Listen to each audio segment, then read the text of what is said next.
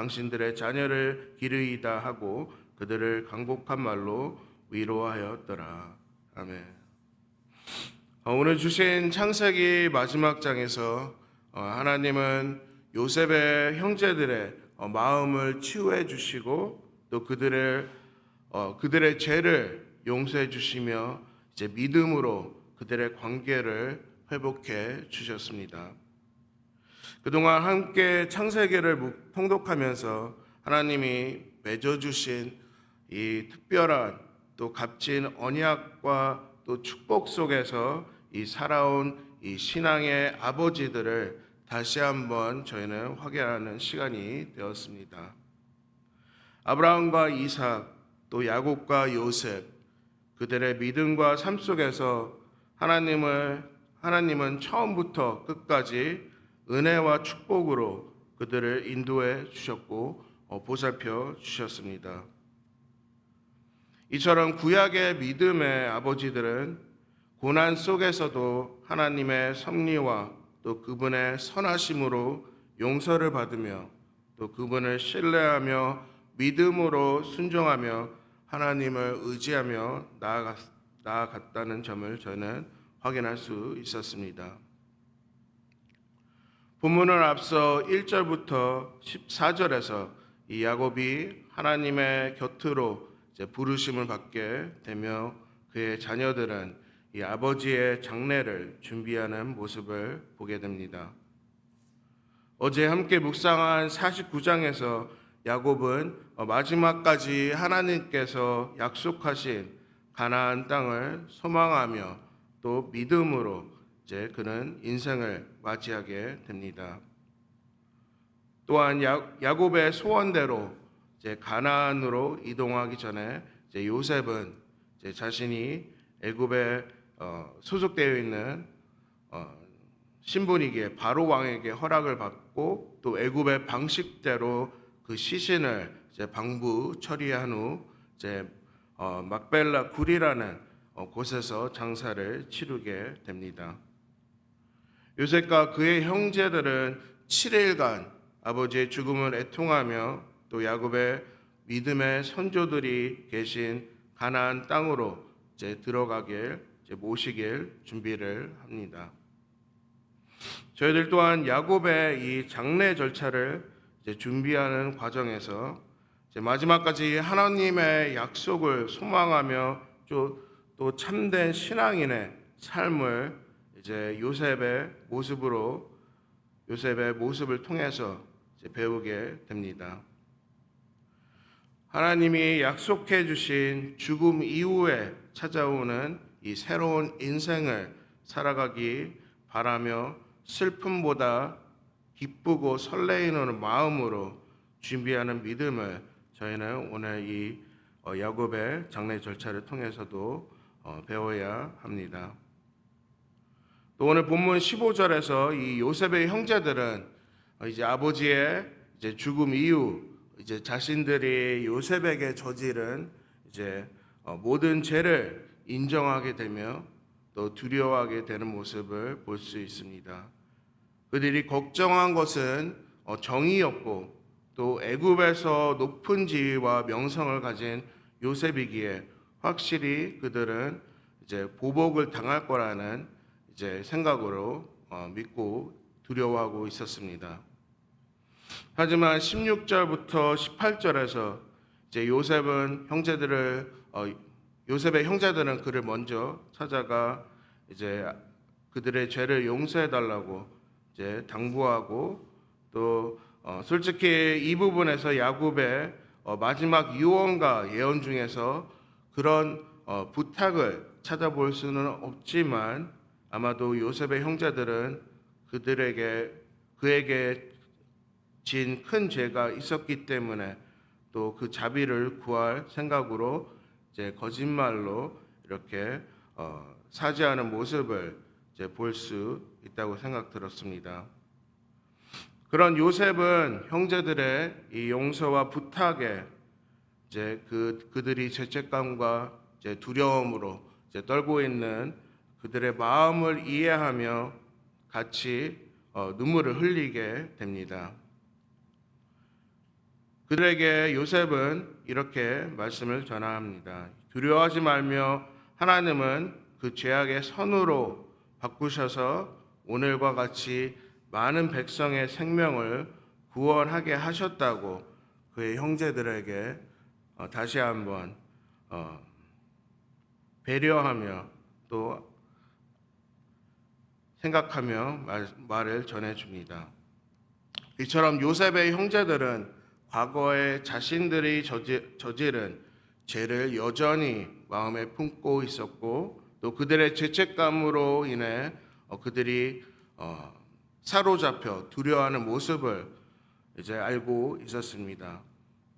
저희도 알다시피 이미 요셉은 하나님의 은혜를 통해서 그들을 용서해 주었고 또 여전히 과거의 죄책감으로 자유롭지 못했던 모습을 되게 요셉은 안타까워했습니다.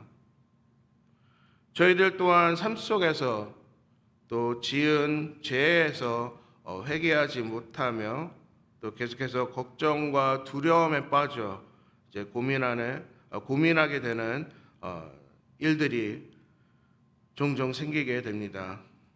그것이야말로 저희가 사탄에게 계속해서 지배되는 것이고 또 하나님과의 관계에서 이제 피하게 되며 멀어지게 되는 부분입니다. 하지만 하나님께서는 저희를 위해 벌써 2000년 전에 십자가에서 용서하였음에도 스스로 저희가 죄책감에 갇혀 살아갈 때 이러한 고통과 또 이러한 좌절에 빠져 힘들어할 때가 많이 있습니다. 주님은 저희가 이 죄의 속박에서 벗어나 자유롭기를 원하시며 또 하나님은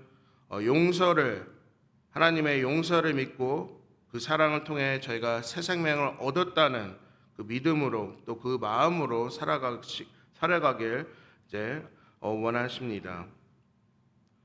계속해서 19절부터 21절에서 이 요셉은 형제들을 위로하는 모습을 보여주게 됩니다. 요셉은 형제들의 죄를 복수할 권한이 자신에게는 없었다고 분명히 밝히며 하나님의 뜻을 믿고 있었기에 그들은 용서를 받았다고 알려줍니다. 비록 요셉의 형제들은 그를 해하려 하였지만 가장 중요한 부분은 바로 하나님의 진리인 선을 위한 것이라고 그들에게 알려줍니다. 이 또한 모든 상황이 하나님의 선한 섭리 아래에 있음을 믿었고 또 요셉은 순종하는 요셉의 신앙심을 저희는 확인할 수 있습니다.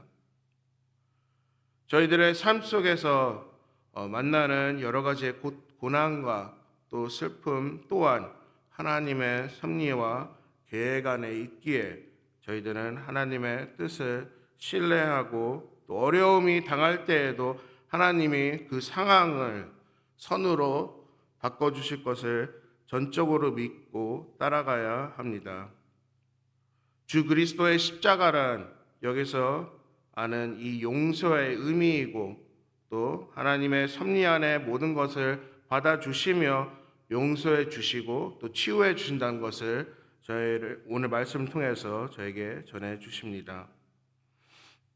말씀을 준비하면서 생각해 본 점이 있습니다. 그것은 요셉이 자신의 형제들을 다시 만났을 때 흘린 눈물입니다. 베냐민을 만났을 때 그는 눈물을 흘렸고 가족들을 만났을 때 또 아버지 야곱을 만났을 때 또 야곱이 하나님 곁으로 갔을 때 마지막으로 형제들이 그에게 찾아와 다시 한번 용서를 구했을 때 그는 통곡하며 눈물을 흘리게 됩니다. 이렇게 요셉이 통곡한 이유는 단지 감정에 북받쳐 운 사례가 아닌 바로 그를 처음부터 끝까지 동행해 주시며 사랑으로 지켜주신 하나님의 뜻에 감격해서 그는 눈물을 흘리게 됐다고 생각됩니다.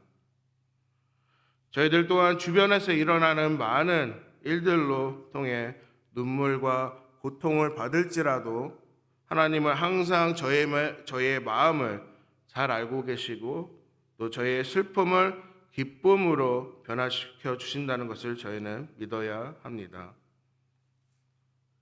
주 그리스도가 십자가에서 저희들의 죄를 용서해 주셨고 또 그분의 보혈로 대신 지불해 주신 주님의 마음을 저희는 감사하며 믿음으로 잊지 않고 주님 앞에 힘차게 나아가길 바라야 합니다.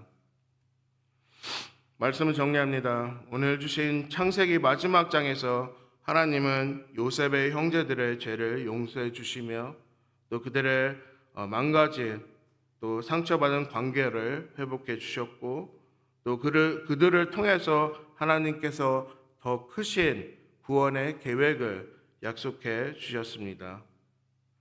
요셉의 형제들이 자신들의 죄를 솔직히 고백하고 회개하는 것처럼 저희들 또한 하나님 앞에 죄인이기에 모든 죄를 솔직히 구한다면 주님은 저희들의 죄책과 또 두려움을 치유해 주시고 또 더욱더 주님과 아름다운 관계를 나눌 수 있다는 사실을 오늘 말씀을 통해서 알려주십니다. 로마서 12장 17절부터 19절에서도 이렇게 말씀을 전해주십니다. 로마서 12장 17절부터 19절에서 아무에게도 악으로 갚지 말고 모든 사람 앞에서 선한 일을 도모하라. 할 수 있거든 너희로서는 모든 사람과 더불어 화목하라. 내 사랑하는 자들아 너희가 친히 원수를 갚지 말고 하나님의 진노하심에 맡기라. 기록되었으되 원수 갚는 것이 내게 있으니 내가 갚으리라고 주께서 말씀하시니라. 요셉은 애굽에서 이제 110세까지 살면서 하나님의 섭리와 또 하나님의 인도하심을 바라보며 언제나 감사하는 마음으로 삶을 살게 됩니다. 요셉 또한 언젠가는 자신의 유해를 이스라엘의 아버지가 잠든 가나안으로 돌아가길 원하며 또 향후 애굽에서 이스라엘 백성들이 하나님의 인도로 해방될 것을 예고해 주십니다. 오늘 주신 말씀을 통해 저희들 또한 이 세상 속에서 요셉의 신앙을 본받고 또 하나님께 영광을 돌리며 또 저희 이웃들에게 은혜와 사랑을 나누며 저희 이 미래 예배자들인 자녀들에게 그 믿음을 물려주는 그런 성숙한 그리스도인들이 되길 바라야 합니다.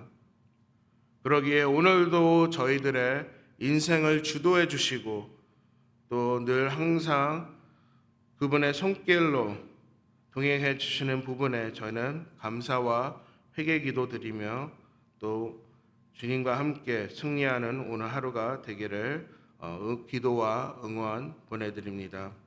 함께 기도드리시겠습니다. 사랑해 주님,